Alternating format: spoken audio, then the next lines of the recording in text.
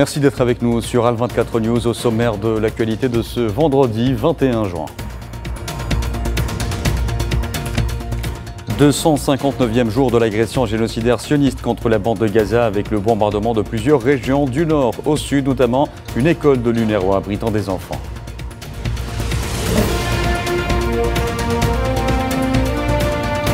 Les Nations Unies tirent la sonnette d'alarme. Les 2,4 millions d'habitants de la bande de Gaza sont en situation d'insécurité alimentaire avec un risque de famine à grande échelle.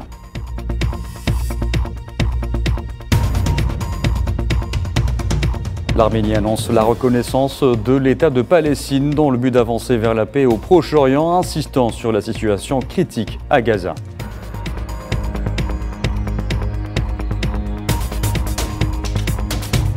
Et puis le rapprochement militaire entre Pyongyang et Moscou, mal perçu par l'Occident.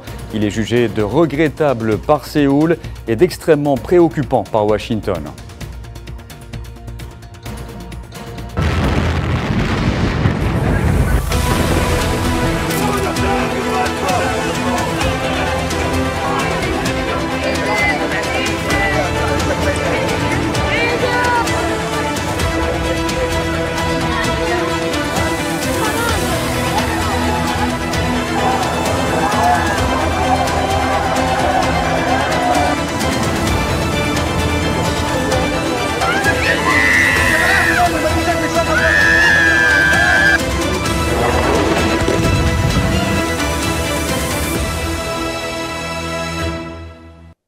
Bonsoir à tous. Plusieurs Palestiniens sont tombés en martyrs et d'autres ont été blessés ce vendredi dans des bombardements de l'entité sioniste sur diverses zones de la bande de Gaza en ce 259e jour d'agression dans la ville de Khan Younes.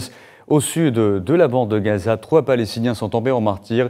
Par ailleurs, plusieurs Palestiniens ont été blessés dans des tirs de missiles ayant visé 2 maisons dans les quartiers d'El Toufah et de Shoujaïa à l'est de la ville de Gaza.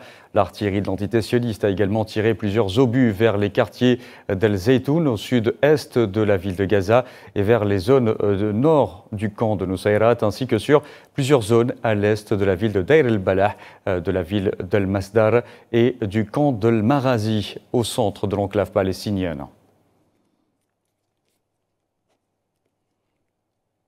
Et l'extrême sud de la bande de Gaza a aussi été particulièrement visé. À Rafah, les avions de combat de l'occupant sioniste ont lancé plusieurs missiles sur diverses zones de la ville au moment où les forces de l'occupation ont également fait exploser des bâtiments résidentiels dans le quartier saoudien à l'ouest.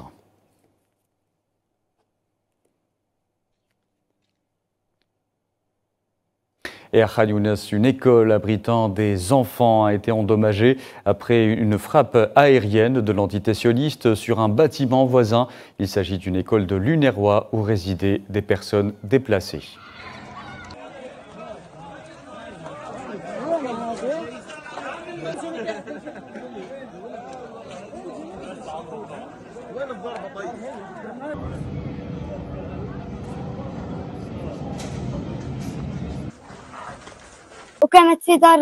Il y avait une maison à côté de nous qu'ils voulaient attaquer et comme vous pouvez le voir, notre salle de classe est endommagée. Je ne sais pas où nous allons dormir. Nous sommes 25 personnes dans cette salle. Regardez comment elle est endommagée. Plus rien ne reste dans notre zone de couchage. Nous ne savons pas où nous dormirons. Peut-être dans la cour. Les enfants dormaient. Nous avons reçu un appel de gens qui nous ont dit qu'une maison à côté de chez nous allait être touchée. Quand j'ai demandé où aller, ils m'ont dit d'aller dans une zone proche de l'hôpital Nasser où on pouvait être en sécurité. Et quand nous sommes revenus, nous avons trouvé la salle de classe bombardée. Comme vous pouvez le voir, il n'y a plus de matelas, pas de couverture, pas de nourriture ni d'eau. Il ne reste rien ici dans les 2 salles de classe. Regardez comment les enfants sont assis. Où vont-ils dormir? C'est notre abri. Dans cette salle de classe, il y a 25 personnes. Et ces bombardements incessants depuis près de 9 mois maintenant ont engendré une véritable catastrophe humanitaire. Selon les Nations Unies, la quasi-totalité des 2,4 millions d'habitants de la bande de Gaza ont été déplacés par l'agression génocidaire sioniste et se trouvent à présent en situation d'insécurité alimentaire avec un risque de famine à grande échelle. Amal Hamzian Zitouni. Un état de privation alimentaire extrême, l'accès à la nourriture et aux produits de première nécessité est quasiment impossible. C'est le destin des Palestiniens du nord de Gaza. Alors que le flux de l'aide humanitaire est toujours entravé par l'occupant sioniste, les prix des produits alimentaires de base ont fortement augmenté. Le monde attend-il notre mort? Attend-il de nous voir tous morts, y compris nos enfants? C'est la pire chose qui puisse nous arriver. Mon corps est peut-être capable de tolérer la faim parce que j'ai mangé dans ma vie et j'ai bu de l'eau dans ma vie. Mais qu'en est-il des enfants? Si je leur offre un œuf, l'œuf me coûte 8 shekels, environ $2, seulement pour qu'un œuf fournisse un peu de protéines, et même cela n'est pas disponible. Les conserves sont devenues très chères pour nous, compte tenu de nos revenus. Pour nous les ouvriers, ça fait 9 mois qu'on ne gagne pas d'argent. On ne reçoit de l'argent que de groupes d'aide et des organisations de l'ONU. Sinon, on ne gagne pas d'argent. En plus de toutes les destructions et des dégâts, en plus de l'occupation et de la situation difficile, les prix sont très élevés. Pourquoi? Mon fils réclame du pain. Les boulangeries sont bondées et nous ne trouvons pas de gaz pour cuisiner. Nous n'avons qu'une boîte de conserve, de fèves ou de viande avec laquelle nous pourrions nourrir nos enfants. Des niveaux catastrophiques d'insécurité alimentaire, des épidémies, des déplacements de populations massifs et un accès humanitaire extrêmement limité. Les Palestiniens de Gaza, déjà déchirés par la guerre, souffrent le calvaire. Avant, on manquait de farine et maintenant on traverse des pénuries alimentaires qui sont encore plus dures que les pénuries de farine. Parce que maintenant, la farine est disponible, mais il n'y a rien d'autre, seulement de la farine, et il n'y a pas de légumes. Au milieu de la famine dans le nord de Gaza, nous ne trouvons aucune nourriture à part de l'eau avec du boulgour. Nos jeunes enfants meurent chaque jour parce qu'ils ne trouvent pas les moyens de vivre au milieu de la destruction, de la famine et des situations difficiles. Rangée par la famine, la bande de Gaza devient invivable pour les Palestiniens déplacés par les bombardements. Et en cette période de chaleur torride qui règne dans l'enclave, les problèmes de santé des Palestiniens pourraient s'exacerber en raison du manque d'eau potable, de nourriture et de fournitures médicales. Et avec quelques ingrédients, beaucoup d'huile de coude et un bon vieux four à bois. Une famille palestinienne basée dans le camp de Nusayrat, au centre de Gaza, propose désormais des pizzas. Une affaire de famille qui tourne au rythme de la passion et de l'entraide. Mohamed Wali Ben Shaban. À l'initiative de Mariam El Boudji et de ses 5 sœurs, soutenues par leur famille, une boulangerie a ouvert ses portes dans le camp de Nusayrat, au centre de Gaza, offrant un réconfort culinaire aux Palestiniens épuisés par la guerre. Savourer des pizzas cuites au four à bois apporte un goût unique et plaisir au cœur d'une région marquée par des offensives sionistes génocidaires. En cette période de guerre, on ne fait que des pizzas. Et quand les gens entendent le mot pizza, ils disent « on achètera ça quoi qu'il arrive ».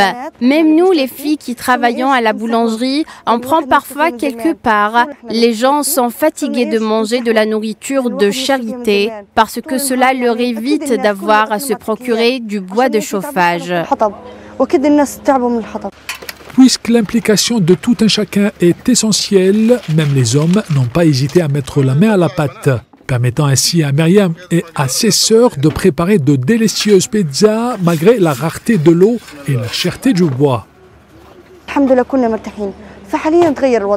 Avant, on pouvait travailler confortablement, mais aujourd'hui, la situation a changé. On doit acheter du bois de chauffage, mais son prix ne cesse d'augmenter, jusqu'à 5 à 6 shekels le kilo. Comment peut-on chauffer le four? Le four est grand et a besoin de 10 à 15 kilos de bois. La rareté de l'eau, c'est un autre souci. Et lorsque les températures sont élevées et qu'il fait très chaud, cela a des répercussions sur nous parce qu'on travaille près du four en argile. Ces délicieuses pizzas ne sont pas seulement un plaisir gastronomique, mais aussi une source vitale de nutrition pour les Palestiniens les plus vulnérables. Et selon le porte-parole du Bureau des Nations Unies pour la coordination des affaires humanitaires, cette crise alimentaire aiguë est due essentiellement aux obstacles posés par l'entité sioniste. Le manque d'ordre public et de sécurité constitue également un obstacle majeur et nécessite des efforts concertés et des mesures concrètes pour trouver une solution. Et il est de la responsabilité des autorités israéliennes en tant que puissance occupante de veiller à ce que l'aide parvienne à ceux qui en ont le plus besoin et de créer un environnement propice permettant à l'ONU et à ses partenaires de les atteindre. Et à la crise alimentaire à Gaza s'ajoute une grave crise sanitaire. Selon l'OMS, aucune amélioration dans l'accès de l'aide n'a été constatée dans la bande de Gaza, notamment après la prétendue pause quotidienne annoncée par l'armée sioniste dans le sud de l'enclave palestinienne.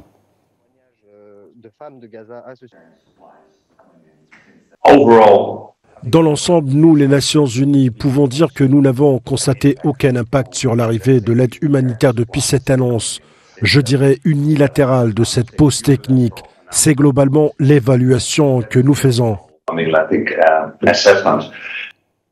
Et sur un autre volet, le bureau des médias de Gaza a annoncé l'assassinat d'un autre journaliste par des tirs de l'armée sioniste. Il s'agit de Salim Al-Sharafa, présentateur de programmes et personnalité médiatique. Son assassinat porte le nombre de martyrs au sein de la corporation à 152 depuis le début du génocide dans la bande de Gaza.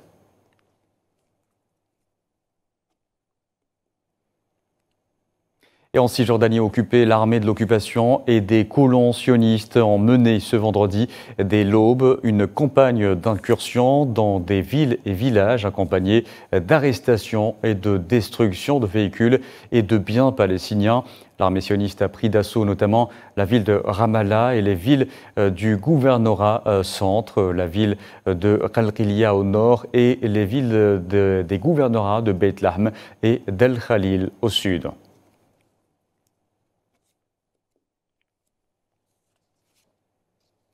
Au plan diplomatique, cette fois, le Qatar a assuré ce vendredi qu'il poursuivait ses efforts de médiation afin de combler le fossé entre l'entité sioniste et le mouvement Hamas pour parvenir ainsi à un cessez-le-feu dans la bande de Gaza. Cela a fait l'objet d'une déclaration à Madrid du Premier ministre des Affaires étrangères du Qatar, Cheikh Mohammed Ben Abdelrahman Al Thani, qui s'exprimait en conférence de presse commune avec le ministre espagnol des Affaires étrangères. Nous avons poursuivi nos efforts sans interruption ces derniers jours et des réunions consécutives ont eu lieu avec les dirigeants du mouvement Hamas pour tenter de combler le fossé entre les deux parties et de parvenir à un accord qui permette d'instaurer un cessez-le-feu et d'atteindre l'objectif de libération des prisonniers et des otages.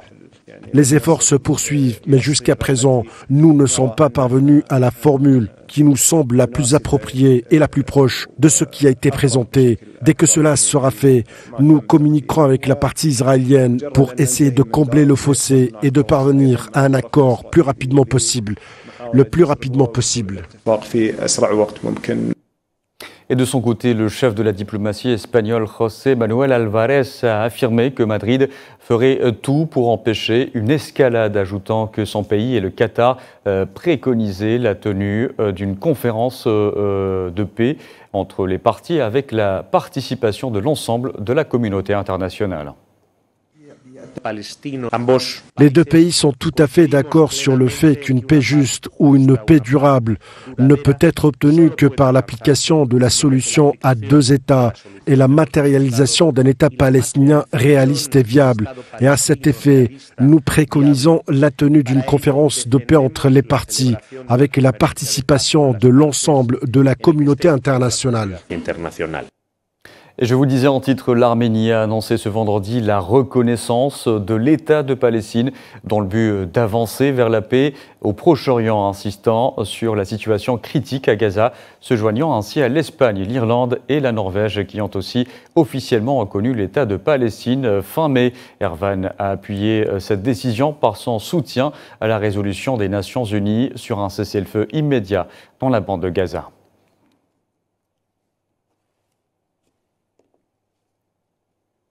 Et la présidence palestinienne a salué cette décision de l'Arménie de reconnaître l'État de Palestine dans le but d'avancer vers la paix au Proche-Orient, tout en exprimant sa profonde gratitude pour cette décision courageuse et significative, la considérant comme une étape cruciale vers le renforcement des relations bilatérales et la promotion de la paix et de la stabilité dans la région.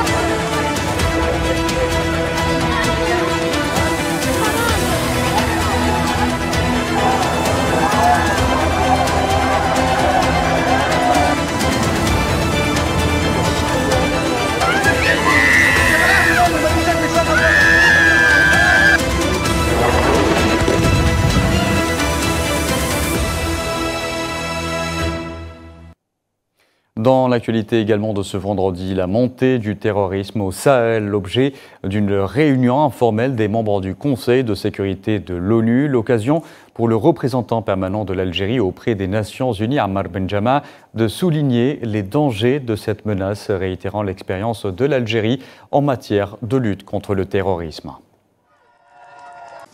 En tant que champion pour l'Afrique de la lutte contre l'extrémisme violent et de sa prévention, le président algérien, M. Al-Majid Tebboune, a souligné qu'il était urgent de faire les choses suivantes. Premièrement, il faut un changement de modèle dans notre riposte collective à cette menace. Il est plus clair que jamais que nous ne pouvons nous permettre de soigner les symptômes en ignorant la maladie elle-même, comme vous l'avez dit. L'amère expérience de l'Algérie, car oui, ce fut une expérience amère, nous a enseigné que une solidarité internationale efficace et une coopération internationale efficace sont indispensables pour faire face à cette menace. C'est pourquoi nous appelons nos partenaires à appuyer les efforts des Africains grâce à un renforcement des capacités. Il faut interrompre le financement du terrorisme, c'est important.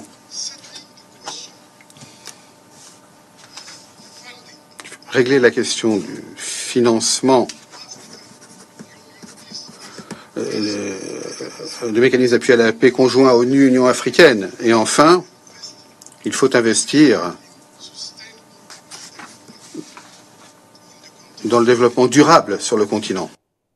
Dans l'actualité aussi, le journal italien Il Fatto Quotidiano a rapporté que la cour d'appel de Brescia avait accepté de remettre le journaliste marocain et opposant du régime du Marzan Driss Farhan aux autorités marocaines après avoir rejeté une demande d'extradition similaire l'année dernière. Il est accusé par les autorités marocaines de cybercrime et de faire partie d'une organisation d'immigration illégale, mais sa famille affirme que ce procès vise essentiellement à faire taire le militant anticorruption dans le royaume. Hamid Meshri, récit Mohamed Amina Berkan. Un tribunal de la ville italienne de Brescia a statué que le journaliste, youtubeur et critique virulent du régime du Marzan Driss Farhan, qui avait joué un rôle déterminant dans l'éclatement du scandale du Pablo Escobar du Sahara, pouvaient être extradés vers le Maroc, a rapporté le quotidien italien Il Fatto Quotidiano. Les autorités marocaines colportent plusieurs accusations contre le militant marocain, à l'image de la cybercriminalité en passant par la conspiration contre des responsables sécuritaires, militaires et civils marocains. Clou du spectacle, le Marsen accuse Driss Farhan de faire partie d'une organisation criminelle d'immigration illégale du Maroc vers l'Europe. L'extradition de Driss Farhan intervient après le rejet d'une demande similaire l'année dernière, après que la police italienne a arrêté le militant marocain dans la ville de Brescia en exécution d'un mandat d'arrêt émis par Interpol. La justice italienne avait invoqué en 2023 les lois sur la liberté d'expression et de la presse pour s'opposer à la demande de sa remise aux autorités de son pays. Le régime du Marsen utilise souvent les accusations de terrorisme, de crimes organisés et la migration clandestine pour exiger l'extradition des dissidents et opposants politiques qui dénoncent la corruption au royaume.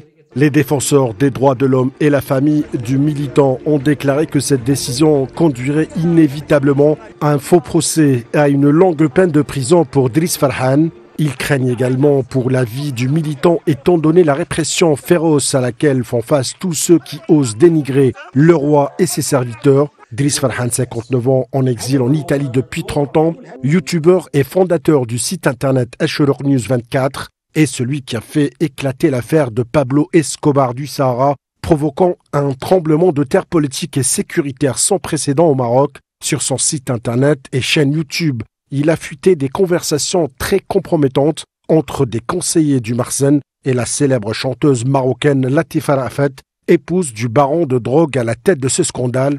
Il a désigné également les protecteurs d'Escobar du Sahara dans les plus hautes sphères du régime marocain et les véritables membres de ce réseau auxquels font partie des responsables sécuritaires et judiciaires marocaines. C'est pourquoi les autorités marocaines sont déterminées à se venger de Driss Farhan et demandent son extradition pour qu'il soit jugé au Maroc. Le Marsen veut faire ainsi de Farhan un exemple pour qu'aucun autre journaliste n'ose suivre ses traces et son travail.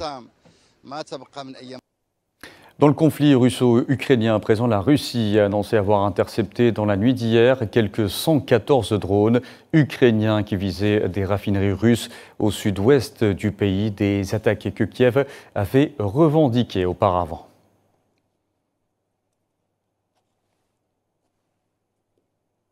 Et je vous en parlais en titre, le ministère sud-coréen des Affaires étrangères a indiqué que l'accord de partenariat stratégique global signé par les dirigeants de la Corée du Nord et de la Russie était regrettable car il mentionnait une coopération technologique militaire qui violait les sanctions de l'ONU. Pour rappel, la Corée du Nord et la Russie ont convenu de fournir une assistance militaire immédiate si l'une ou l'autre était confrontée à une agression armée dans le cadre d'un accord que leurs dirigeants ont signé cette semaine lors d'une visite du président russe Vladimir Poutine. De son côté, le porte-parole du département d'État américain Matthew Miller a affirmé que Washington jugeait extrêmement préoccupant les propos du président russe Vladimir Poutine qui a dit ne pas écarter la possibilité d'envoyer de l'armement à la Corée du Nord. C'est extrêmement préoccupant. Cela déstabiliserait la péninsule coréenne. Bien sûr, et en fonction du type d'armes fournies, cela pourrait violer les résolutions du Conseil de sécurité de l'ONU que la Russie elle-même a soutenues. Dans l'actualité aussi, le Premier ministre français Gabriel Attal a dénoncé ce vendredi à Marseille deux blocs extrêmes qui s'alimentent l'un l'autre et pour qui la haine serait un carburant électoral en visant la France insoumise et le Rassemblement Nationalité en déplacement à Marseille pour soutenir deux candidats de la majorité présidentielle aux législatives des 30 juin et 7 juillet. Et moi, je me déplace, je le disais, partout sur le terrain et je rencontre partout des Français qui me disent on ne veut pas de cette tenaille entre l'extrême droite et l'extrême gauche. La France insoumise alimente le Rassemblement national et le Rassemblement national alimente la France insoumise. Il y a une majorité de Français qui cherchent plutôt l'apaisement, le rassemblement. Évidemment que c'est difficile, évidemment qu'il y a plein de problèmes. Mais ce qu'il faut, c'est chercher des solutions, essayer de les régler et rassembler les Français plutôt que de chercher à les diviser, à les stigmatiser, à les dresser les uns contre les autres. Voilà, c'était la dernière information de ce journal. Merci à vous de l'avoir suivi. Vous pouvez revoir ce programme sur le site d'Al24 News ou à travers nos différentes plateformes en scannant le QR code qui s'affiche en bas de votre écran. Excellente soirée à tous.